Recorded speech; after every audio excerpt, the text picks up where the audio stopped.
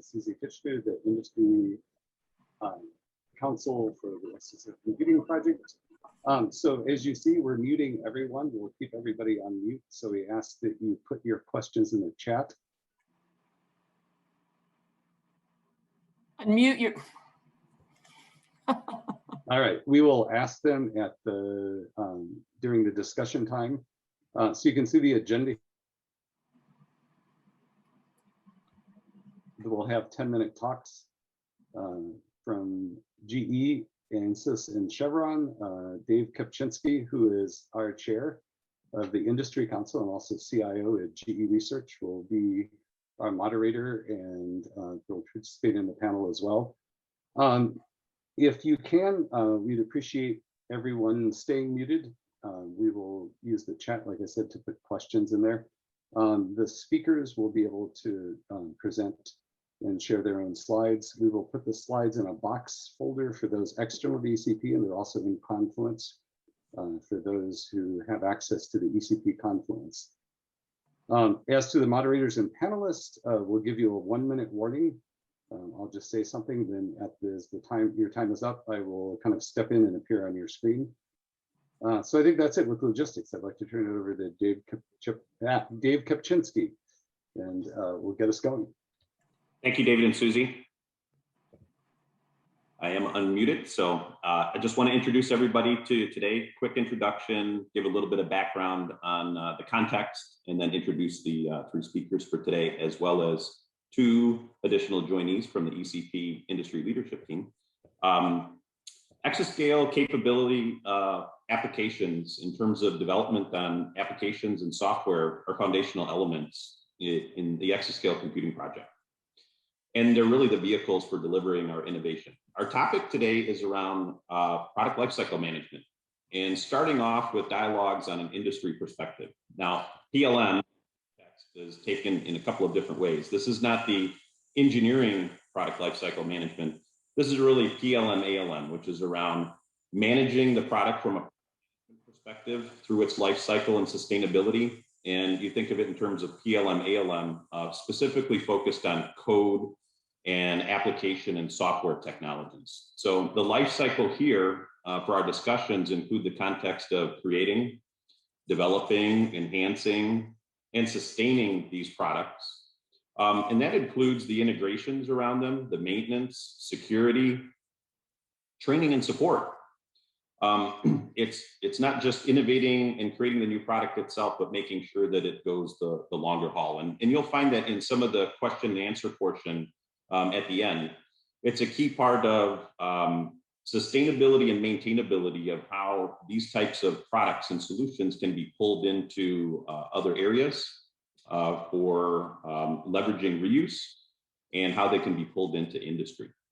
So we have ECP leadership, Mike Haru from Software Technologies, and Andrew Siegel from Applications Development that will be joining the industry panel for the panel portion. But let me kick off the introduction of the 3 leaders that we have here today from industry. We have Baris Guyagulat. He is the Reservoir Simulation Development and Environment Chapter Manager for Chevron. Baris leads a development team working on reservoir simulation and associated workflows, interacting with their business units, and to have enhancements that intersect with their business unit timelines. He represents Chevron in various partnerships within these domains, and Baris is an engineer by education with a focus on large commercial software development. Kiran Kumar is Senior Director of R&D at Ansys. Kiran leads a product development unit that is responsible for all product releases at Ansys, the software development lifecycle, SDLC, and related functions that apply to all the business units. His education research background is in CFD, and right now he's focused on software product engineering across multiple disciplines. And then lastly, we have Eric Tucker, who is Senior Director of Enterprise, HPC, and Research Missions at GE Research. Eric leads multidisciplinary technology teams responsible for GE's enterprise high-performance computing products and services, and partners with GE's research and engineering communities to help accelerate the adoption and scale out of transformative digital technologies.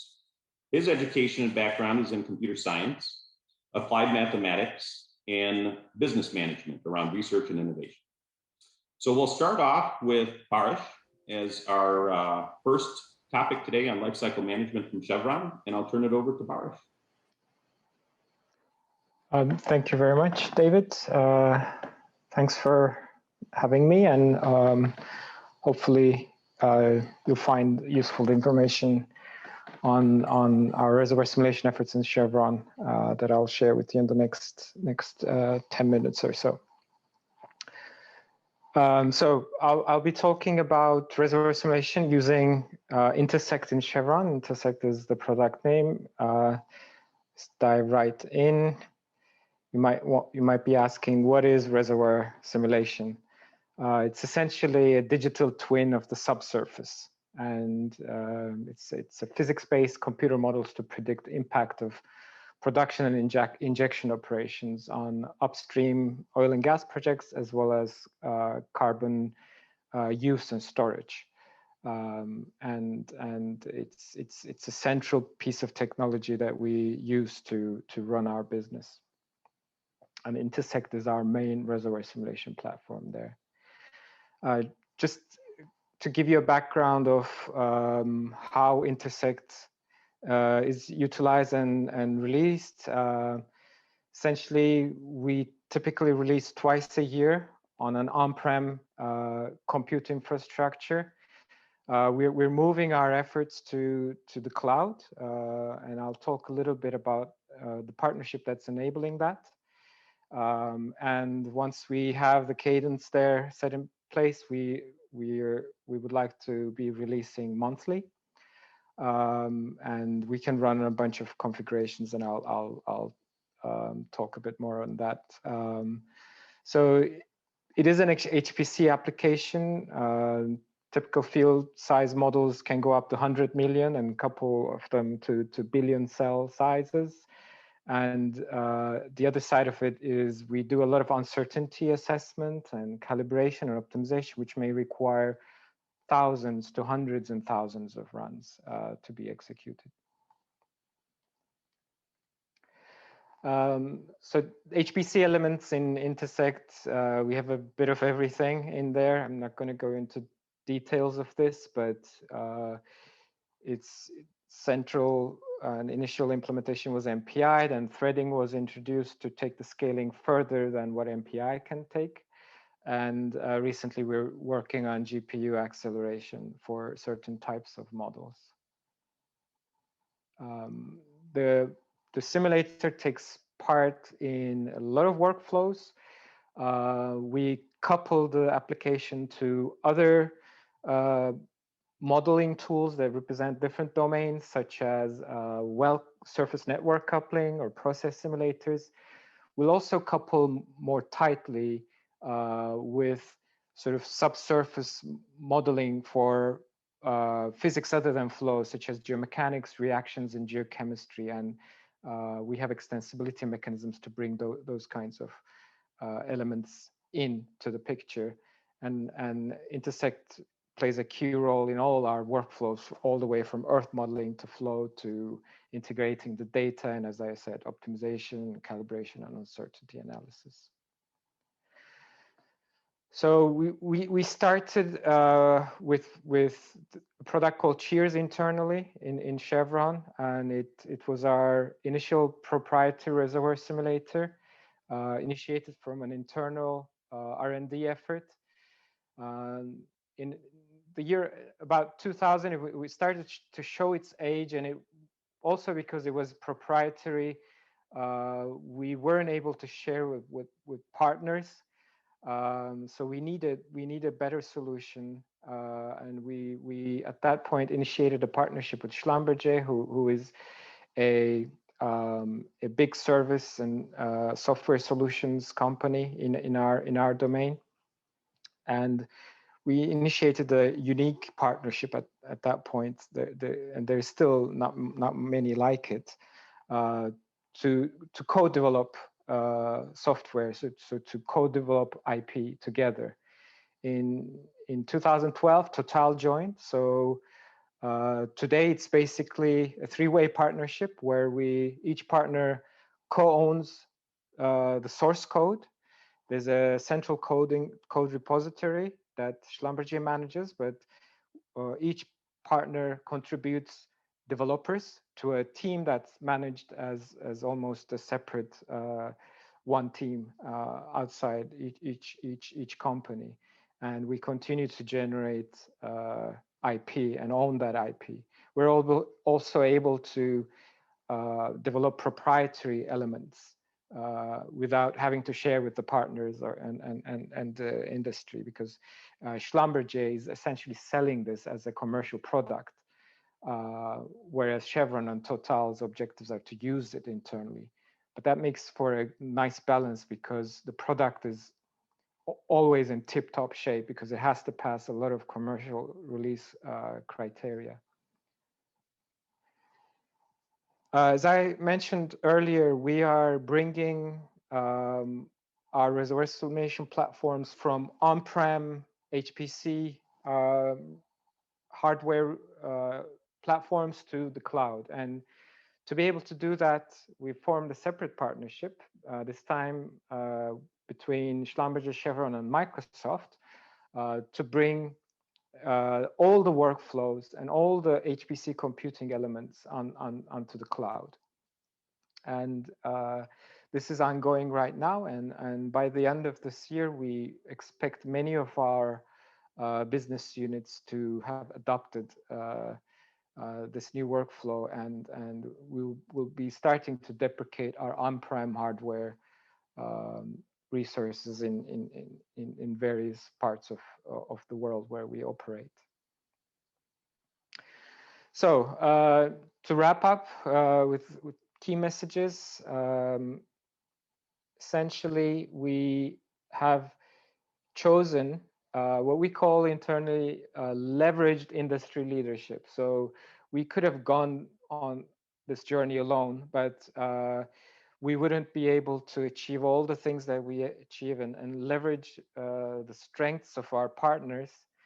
And of course, each partner also has weaknesses where we're able to complement, and we have blind spots where other partners may not.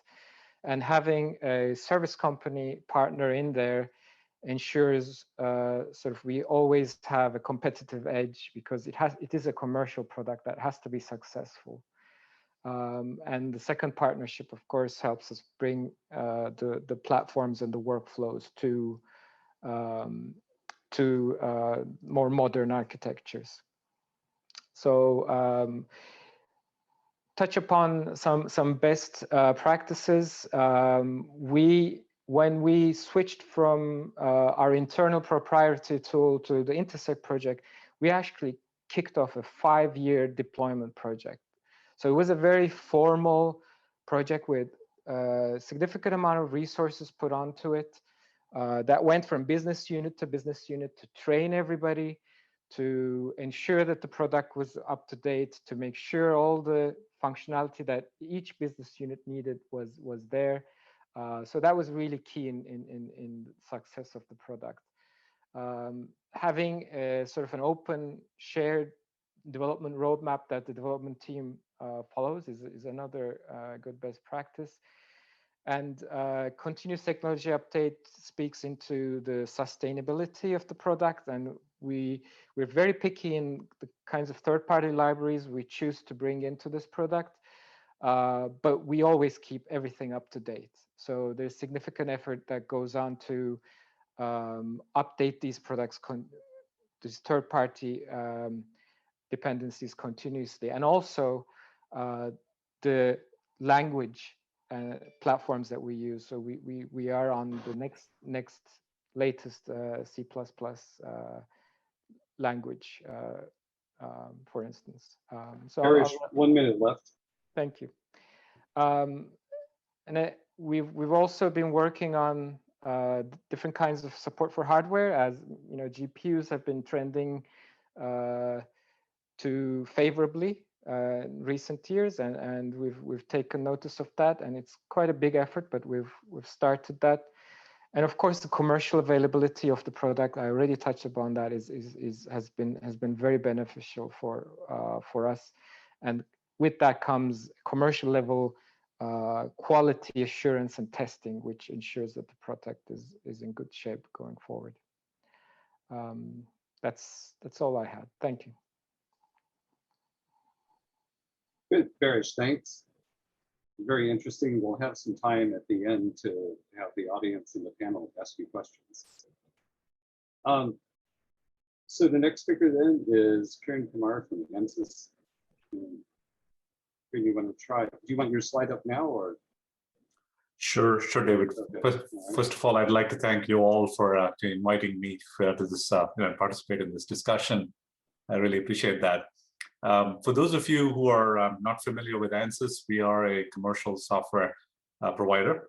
We develop and market commercial software, engineering simulation software across a wide range of disciplines and physics areas. Our customers, have our global customers come from a variety of industries, and they use our software to design and develop, all those transformative products that we all love to use on a daily basis. They touch our lives on a daily basis. So what I'm going to do here is give you a very brief high-level overview of our product lifecycle management here at Ansys. And let me put this in view mode so you can all see this better.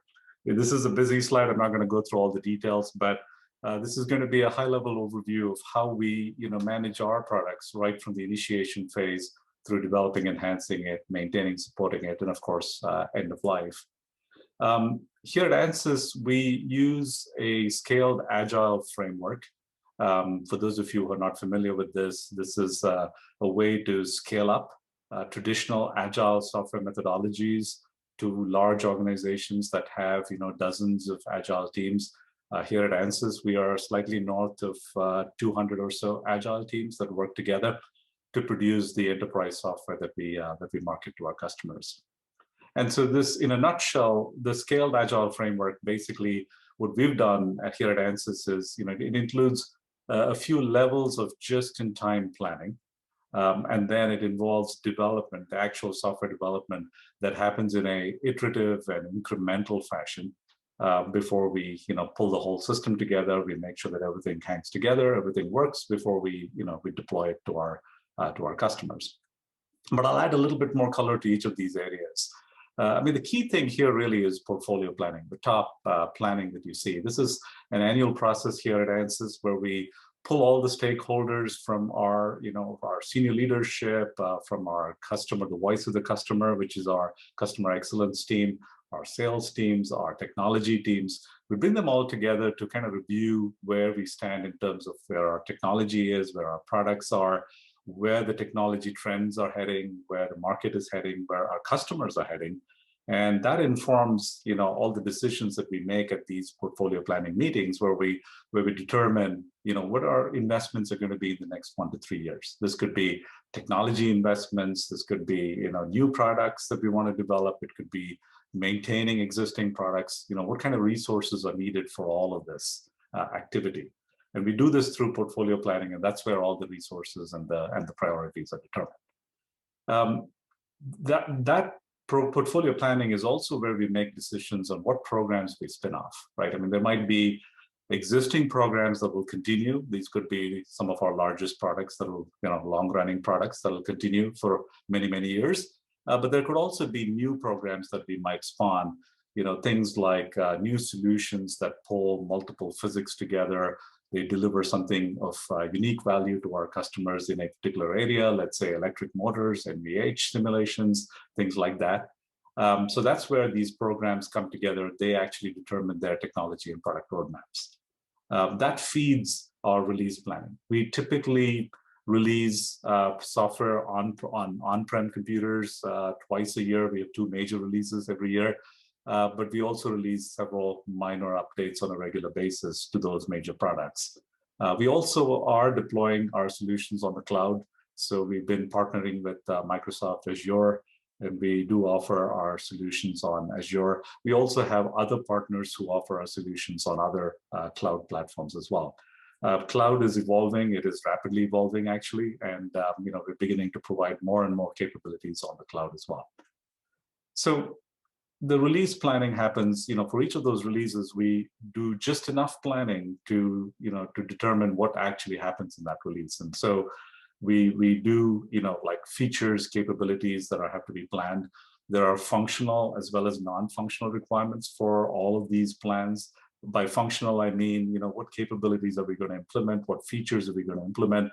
But also, very importantly, non-functional requirements. What hardware environments we're going to operate in, software environments we're going to, the ecosystem that we're going to operate in, compatibility with other products, security requirements. There are a lot of these requirements that span the entire product, and those are all taken into account when we go into our development. And we do our development, the software development is done in an incremental fashion, as I said. And we have time boxes, typically 3 weeks long, the iterations as we call them. And we develop the software incrementally so that we have a working product actually on a daily basis. But certainly at the end of that 3-week iteration, we have something that delivers incremental value to our customers. And it could be released. So for example, some of our cloud deployments may actually happen every 3 weeks. Whereas with some of our major products, we might continue for some more iterations before we have a significantly larger set of enhancements in a particular release, before we pull the whole system together into harden the whole system, make sure that's all validated before we deploy it to our customers. End of life conversation is also very important. Products do grow long in the tooth sometimes. Our decisions to end the life of a particular product will depend on typically the architecture of that particular software not being extensible enough for some of the newest technologies, for some of the newest GPUs or computers, or the compilers, or some of the latest hardware. If we're not able to extend the architecture of that product to include some of this latest technology, then that is typically when we make decisions on, okay, we got to develop a new product that is compelling enough to convince our customers to switch from the old product to the new product, but also provides a very robust migration path. This is extremely important for our customers. They have long-running design cycles. They don't want to switch. So really, it has to be compelling enough, and it has to be a smooth enough migration path for these customers to consider moving to some of the new products. And so that is one of the key aspects that we always consider, when we have end-of-life situations for our products. So that was a quick overview. I'm sure we'll have more discussion later on in the panel session, and I'll be happy to answer any questions that people have as we go along. Great, thank you. You made it through that whole slide faster than I thought, so and very comprehensively. Thank you. So Eric, I think you're up next to chat about what you're doing at GE. And Kieran, if you want to stop sharing, Eric, I think you're still muted. There we go. I'm muted, and I was also tiny on a monitor that wasn't in front of me. So I solved all of those things. Yay, technology. Hey, everybody, Eric Tucker. I don't think I could have done a better job laying out what Lifecycle is and why it matters for companies. In the world that we work in, models are really important. And I always keep in mind that old quote from George Box that all models are wrong, but some are useful. So the notion that software is developed in a life cycle is wrong, but it's useful. Anything that that we think of as having life is something much closer to an organic set of behaviors than it is something you can structure and control. So I think for those of us that have been working in this industry for a while, starting with the 90s and up through today, the changes we've seen in moving from waterfall to agile, from teams all together to follow the sun, to teams all together to 2 pizza box teams, to this is all kind of service of trying to solve for some of the 7 basic problems that have always existed in complex teaming around uncertain outcomes, right? Do we know the plan? Do we know who's responsible for what part of the execution of that plan? Do we know how we judge success? Do we know who gets to judge success? Do we know when we'll be done? Do we know once we're done how we stay done? when it's time to be done forever, how will we know that too? I think I got all 7 off the top of my head. Those are the questions we try to answer, whether we're thinking about software lifecycle or hardware lifecycle or converged infrastructure lifecycle or when to replace a car. These are the challenges that come with any of these things. So, what I wanted to highlight today, taking some example from GE research, is what lifecycle and that idea has looked like over the last 20 years, starting from when we wrote a tool called JMID, the Jeff Minotti Damon. This is like the earliest days of MPI, our first orchestrations of pizza boxes of HPC, all the way up through what we're launching today, codenamed PTE, which is a fully heterogeneous orchestration system that's capable of scaling out all the way up through all the things you're hearing about today and this week at the ECP, both hardware heterogeneity, software heterogeneity, extensibility of libraries, portability of platform, all of those sorts of things are in the end state of what we're designing today, starting from a lineage of, hey, there's this Beowulf thing, and Linux clusters sure seem cheaper than what we could buy before. Should we try an experiment? So, in that time, we went from that initial piece of code, JMID, and once we proved a concept, we launched a real software, right? An actual formal investment in developing these capabilities, to the point that some of the other speakers brought on. We went and identified the right kind of partners. Back in the day, it would have been companies like LSF, Platform Computing, to take advantage of what already was existent, but also to create the capabilities that were not, and to bring them together into a software product that was enabling to the modeling and simulation capabilities of the research corporation, the research division of the GE Corporation. We also at that time started to partner more with other experts, including the DOE and the national labs, who were already heavily invested in the next generation of challenges. What happens as power and cooling drive more of the challenges? What happens when mean time between failure of nodes becomes more and more important? What happens, as someone pointed out earlier, when MPI reaches the end of its capability and you need to get good at threading? Same thing in storage, as we head to burst buffers, and when that starts to connect all together. So e-computing lasted us for 10 years. That was a really great life cycle for that iteration of this capability. It was replaced by HAL. We had to come up with a fun name for that one, and you can imagine what the logo looks like.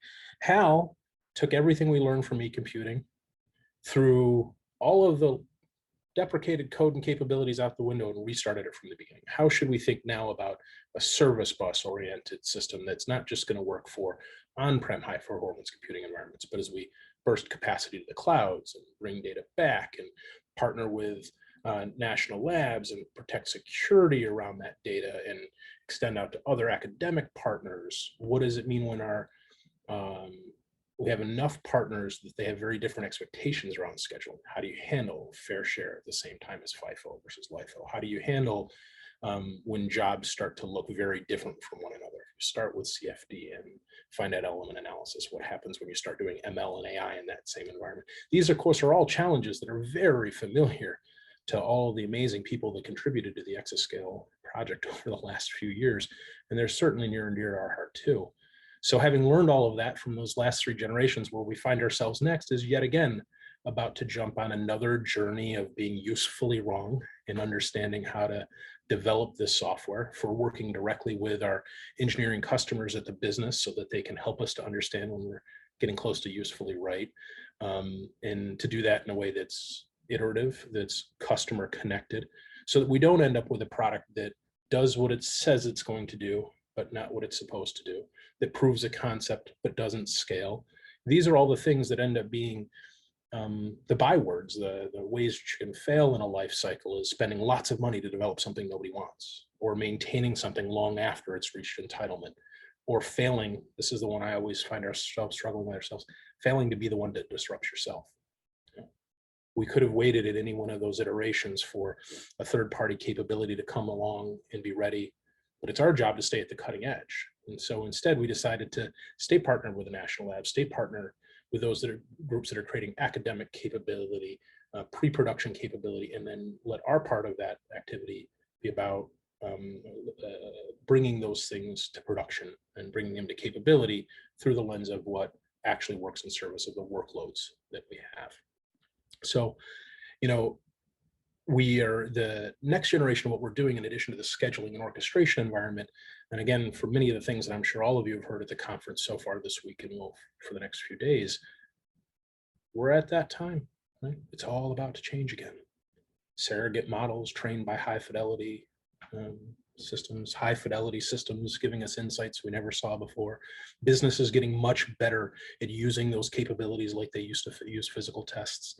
So it's our obligation now to make sure that those products are useful and well aligned to those capabilities, but are also designed for the validated kind of workloads that are important to us. And so that's the last thing I'll say about Lifecycle, is that as we continue to mature our capabilities in the company, we have to first and foremost every time come back and remind ourselves that we're a company that puts aircrafts in the air and power plants on the ground and serves the healthcare needs of the vast majority of the people in the world. So yield's incredibly important. Getting it right the first time is very important. So you've heard me talk in a joking way about being usefully wrong, but when it comes to validating our codes and understanding what the math really says, the decisions we make from them in the context of those decisions, in a world that is increasingly complex and filled with more information and insights, this is something that we continue to put more and more focus on in our product development as well. So those are some of the key things I wanted to touch on today in hopes of getting the juices flowing going into the Q&A session. Hopefully that's done that. Cool. Wow. Well, you've proven that engineers can speak without slides. I thought that wasn't possible, but very coherent and very thoughtful. Well, that's because I'm a businessman who pretends to be an engineer. That's right. That was the plan until this morning, David, until I gave up. So we're going to go now. With that, David and Susie, it sounds like we're going to move on to the panel portion. Is that right? Yes. Okay.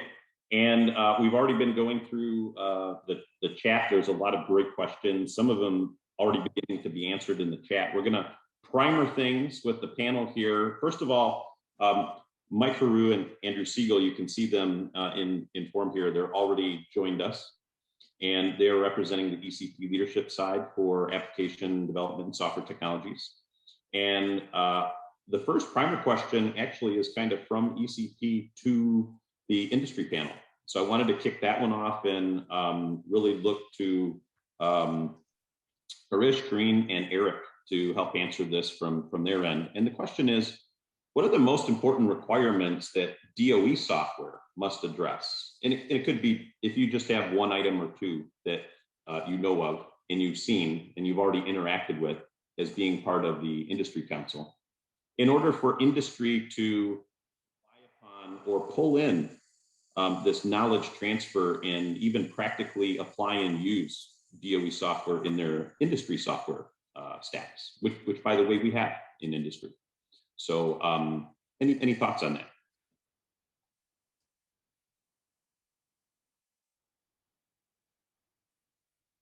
Yeah, I'll go first. I was actually sharing before the call that having Mike Haru do his job's a good part of that right there, right? So Mike, I'm sure you'll want to talk a little bit more about that, but one of the things that's really been different in a defined way from ECP versus I've at least been around for the last two major iterations of technology is the mindfulness with which the DOE is approached exactly that. And the fact that I could tell you just in our own practice, we spent a lot of time looking through libraries and saying, ooh, look at all that time that just saved us. Let's go adopt those libraries. Looking at orchestration and looking at especially portability in a world that's going to be increasingly heterogeneous and going, which one of the many great ways to accomplish portability should we use? And so I think the work that's been done so far is really inspiring. You know, it's one of the many reasons why the United States approach to science and innovation is just what it is. You know, that we lead this kind of way with this kind of vision. So I guess as a taxpayer, first and foremost, it makes me proud. And then as we talk about how to do more and better, you know, I think the thing we've seen in prior iterations of these kind of significant investments is this next winnowing down of what were the concepts that were turned into software that got far enough to make us all go, aha, that can happen, versus the ones that are really ready to scale. Because there's nothing wrong with proving a concept and then pivoting to the scale out. And I think that's what I think I said think twice, but we'll all be working through those things in the next few years. I can tell you, as Dave pointed out, though, we're adopt on a whole bunch of things that I'm sure we'll be willing to talk about next year. From our perspective here at Ansys, I mean, I'll address this in two ways. One is, for ourselves at Ansys, how could we collaborate with the DOE? How could we leverage some of that technology that's being developed? And then there's second aspect of this is what we observe, among our customers. Some of our largest customers, they have their own solution stacks. They have the Ansys software. How can they now bring in technology from, say, the DOE or for that matter, any partner? And often, this is a challenging thing. And I think, Eric was actually talking about this before. It's not just about the technology, the functionality, it's the scalability. It's how well it can actually integrate with the rest of the stack, right? I mean, it's the APIs, for example. It's the training and the documentation sometimes that's available to, customers who want to integrate these things.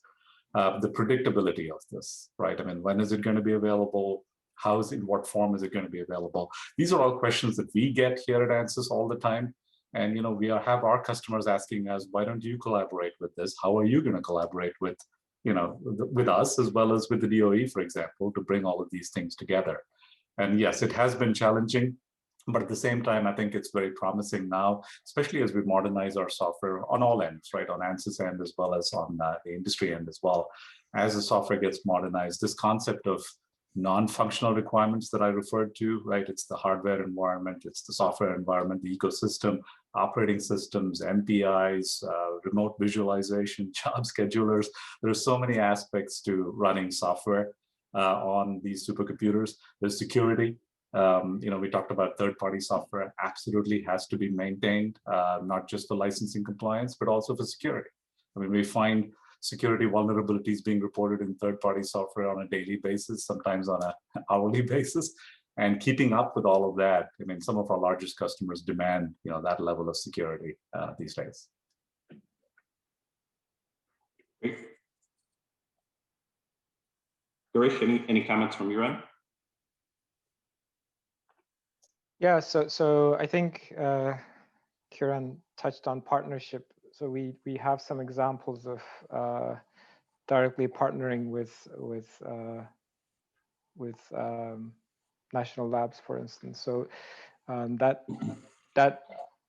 obviously puts whatever the context is off to a good start, rather than just picking up something readily made. But also the kinds of things we, at least for my domain, we look for is also been mentioned. Sustainability. Does it have a large application base?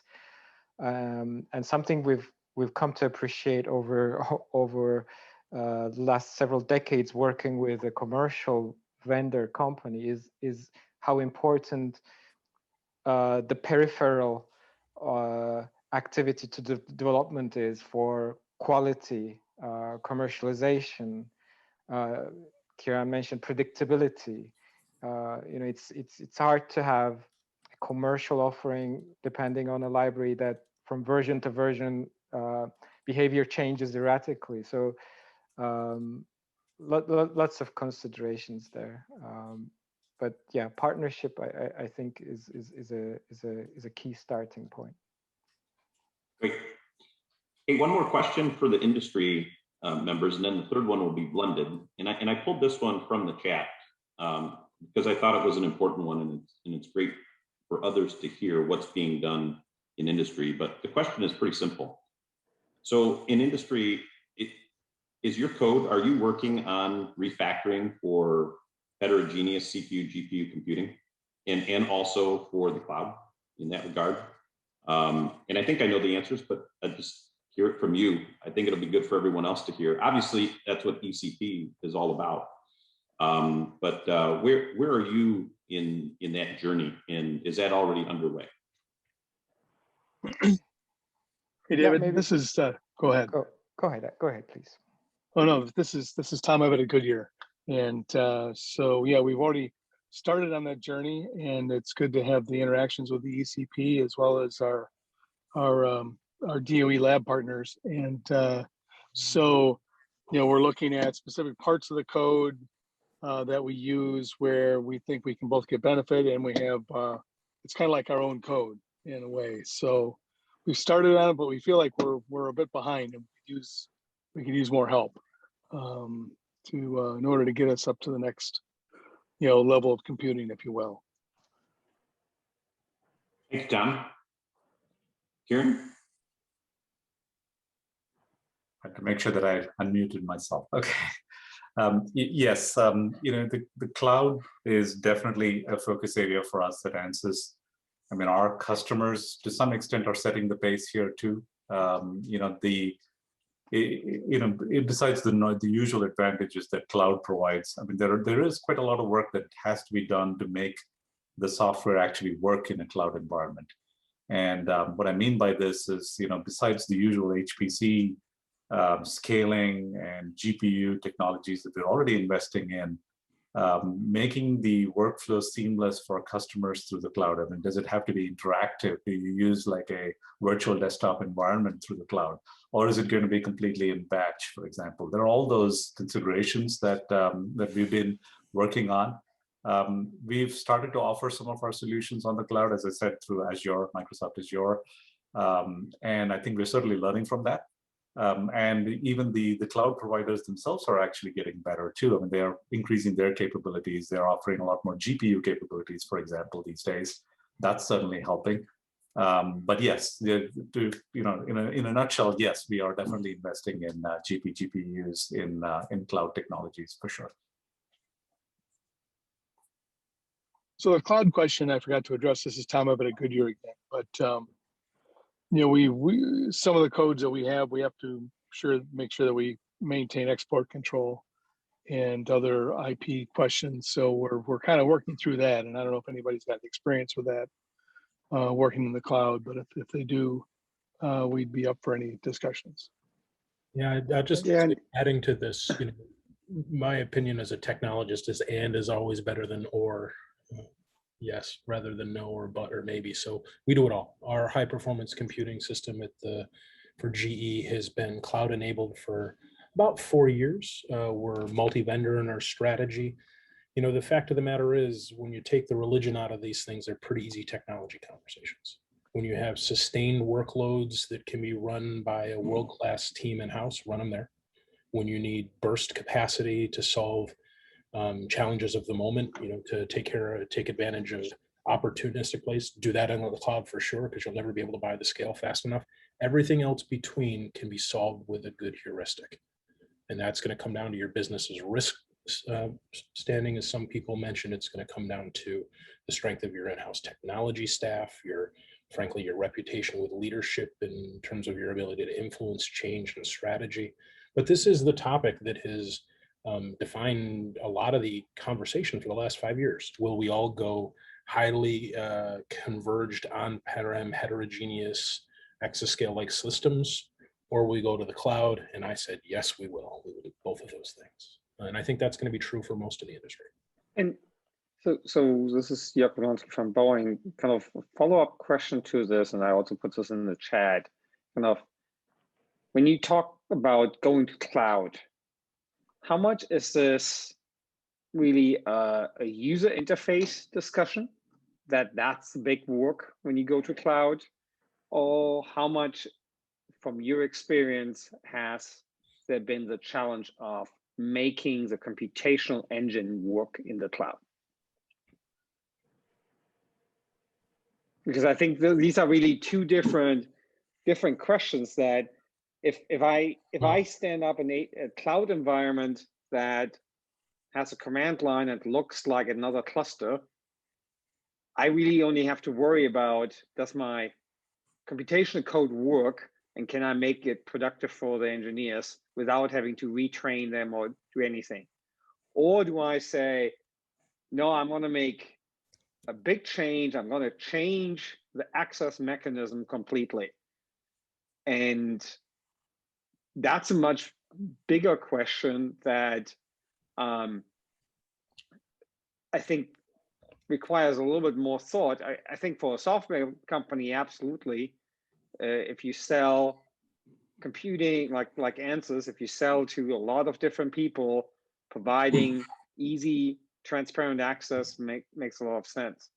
I think for Chevron, GE, etc., where, hey, if I can stand up a cluster in the cloud quickly to address the burst, I don't need a fancy GUI and all that stuff around it, because I get the benefit of just getting computing done quickly. So I think this, to me, because this is one of the things I'm struggling with, that people inside the company are saying, you have to cloudify your application. Yeah. And it's like, no, I'm not going to write a HPC code as microservices. Yeah, I think there's a couple things there, Jörg. First off, I would say that you're right. When you talk about the user experience, so not necessarily the interface, but the user experience. And I think a couple people mentioned this in chat as well. This is the first and hardest part, right? Is not how quickly can I get to a command prompt that looks something like what I recognized before, but how can I seamlessly get my data to the place I'm going to do my compute and know that it's going to go where it belongs next.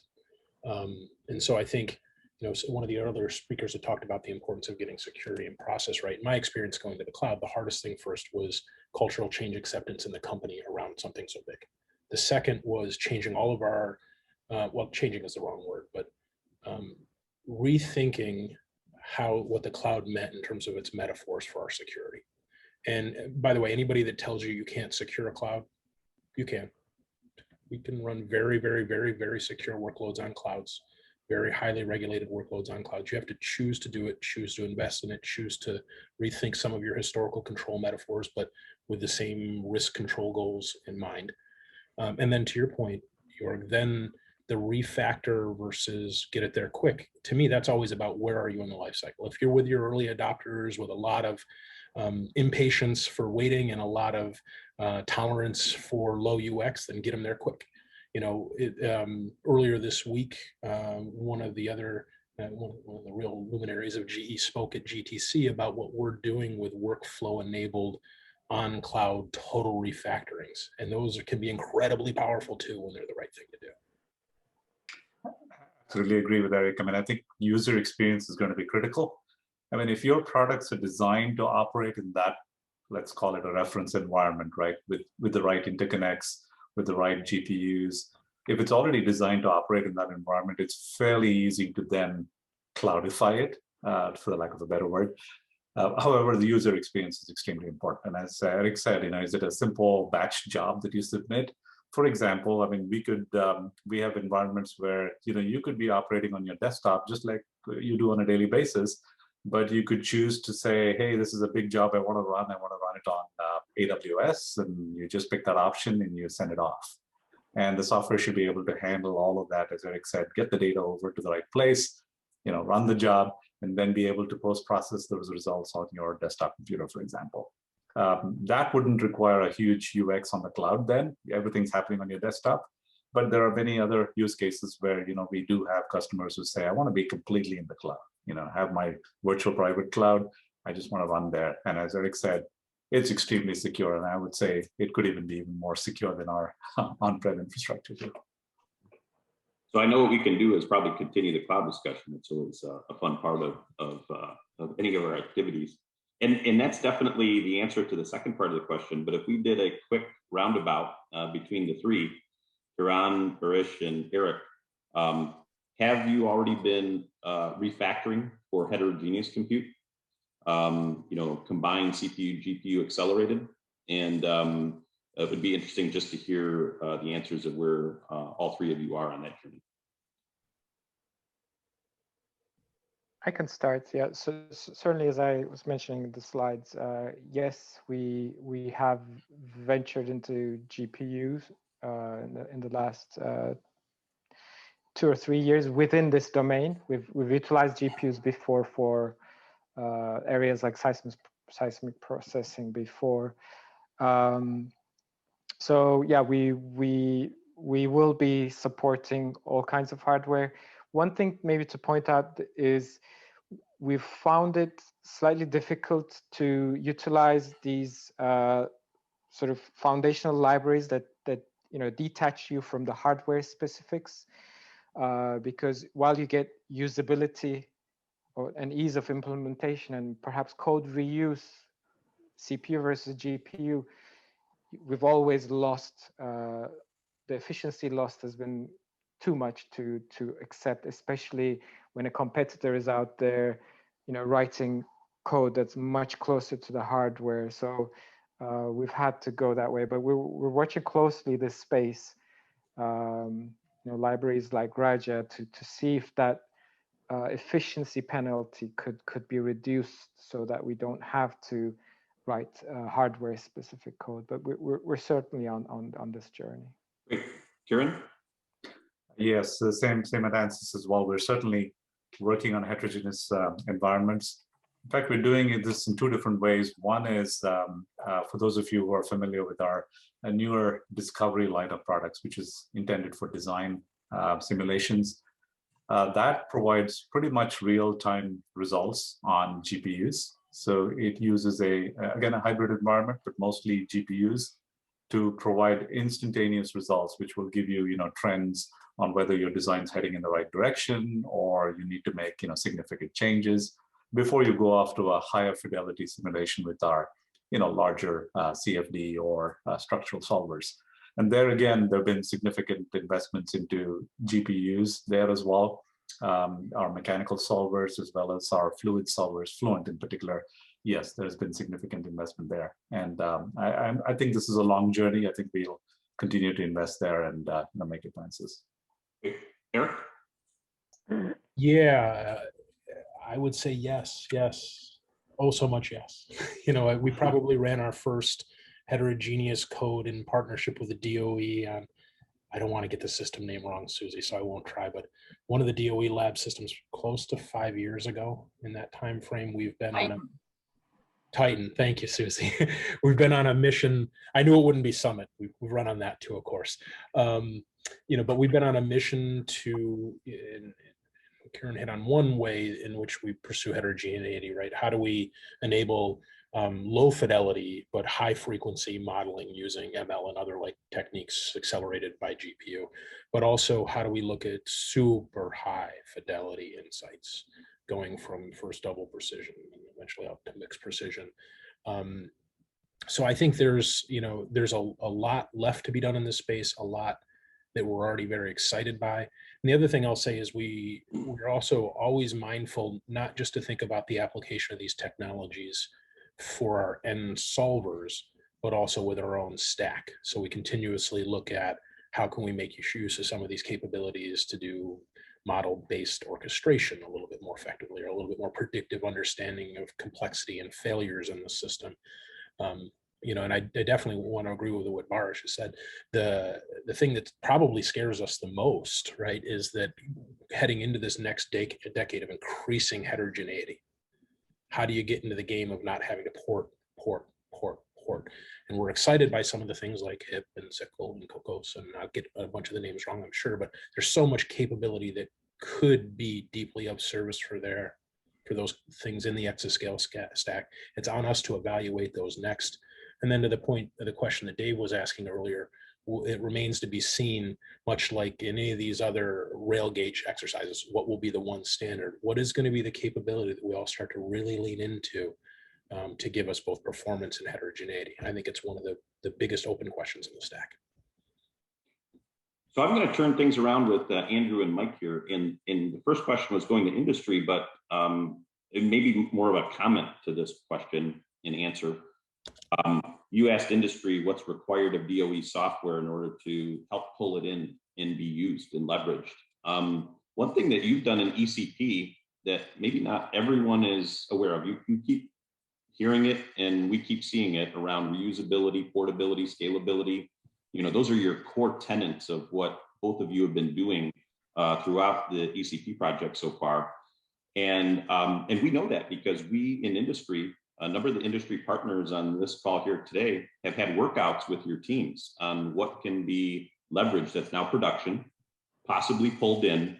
But a few comments from the two of you on what you're doing differently now than what's been done in the past. I certainly see it and I know what those are, but I know you'd like to kind of advocate those key points on what you're doing differently to sustain and provide life cycle sustainable applications and software that industry can leverage going forward.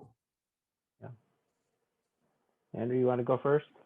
Sure. So I should distinguish for everybody the application development projects, which are traditional scientific or engineering simulations, which I'll speak about, versus the underlying software technology, which Mike does. I distinguish because they have slightly different characteristics. And, you know, it's really interesting to hear everybody talk, because in a research organization like the Department of Energy's Office of Science, which is where most of our funding comes from, there is not a separate business unit that supports the productization of the codes that we write, particularly for arbitrarily large user communities. So it's not that there aren't occasions where you're supporting a particular team of designers, for example, but generally speaking, it's more of an afterthought. And you're more explicitly paid for new ideas and to be a guinea pig. And in the context of this project, you're particularly paid to be a guinea pig on pushing the limits of exotic architectures, right? So we kind of miss an opportunity there. And I think you could debate, you know, how this can be fixed, but a lot of the application projects that have broken through and have had 20 to 30 year life cycles, which have supported very broad user communities, have been sort of at the heroic pro bono weekend efforts of either the community at large or the developers, right? And those that have, you know, the 20 to 30 year life cycle seems to be dictated by the point at which the weight of your initial decisions are eventually sort of catch up with you and you can't innovate much more. You're eventually stuck by something you did that made sense 30 years ago. And there's someone, you know, some group at MIT who started from scratch and they're way behind you in capability, but they have all sorts of opportunities to move forward very quickly. And, you know, that it lasts a while, but I think that one of the really deep questions for us, and Mike has pushed this further, and it is, you know, how can we broaden the impact within a project like ECP, which is unique and which does have not just an R&D, but also a second-D, a deployment component to it. How can we do better? How can we broaden our impact? And how can we think about, particularly as the project is in its final years, increasing the impact by thinking about the sustainability and the broadening of what we've built within the project? I think it's a really interesting question. So Mike, I'll let you talk about some of the things you've done in that area because you're further along. Yeah, in the software technology area, we've always had to make our products attractive to people other than ourselves. You know, much more so than in the application space. I think, you know, you live with your own, idiosyncrasies when you're working on your own coding and using it yourself, whereas we have to be much more appealing to a broader set of users. So I think that's created a cultural difference that we're trying to leverage within software technology and expand and build upon, and build upon the kind of desire of our community members to create products that are widely used, portable, available to lots of different users, you know, through a consolidation of requirements and things like that. And so we've tried to build on that. The other thing we've been able to do within ECP is build upon technology advances that have occurred over time, the use of SPAC, the use of containers, the use of the cloud, the use of modern software platforms like Atlassian tools and GitHub, and really take full advantage of those as we do our work. Good. We are at the end of our time. This could go on for another hour and it would be fascinating, but I want to thank Eric and Karen and Barish for their talk. Dave for leading us through this and keeping us on track, and Andrew and Mike for listening and giving feedback and input. Dave, you want to take us home? Yep, let me do the same. Thanks to everyone, and great topic. Lots of passion around life cycle, the creation of these products and the sustainability of them. It's so important. And you know, one question that I see pervasive throughout the chat is, you know, what is that length of time for the life cycle? It could be shorter, it could be longer. And really it's the intellectual property as investment, and then resources and financial dollars that we put into it as investment that we look to get either a return, and that return can be on the investment itself and financial dollars and outcomes, or it can be on innovation. Okay, and we've said that a few times in some other sessions, but innovation is an outcome, and that's a lot of what we're doing here. So hopefully this life cycle and sustainability is a topic that continues to grow and infuse in other areas. And I just want to thank everybody that was on the panel today, everybody that joined, and we're out of time, but I do want to mention that Any of the materials that we have here are shareable, and I think that they're provided in a box folder and link within the chat information, and will be sent out to everyone that's joined as well. Okay. Dave, I would just mention one other thing, and if any of our industry partners, obviously, that are listening here today have questions, please, and we didn't answer them via the chat and the discussion here, please send an email to me and David, and to others here who aren't part of the Industry Council. Also, please feel free to reach out to me and David if you have questions of our industry partners here who are speaking today and you'd like to get in touch with them. Well, we're happy to help. Great point. Great point. There are some questions that are still in there, some of them being answered as we went, but anything that wasn't answered, we'd love to answer as we go. So thanks, everyone, and have a wonderful afternoon.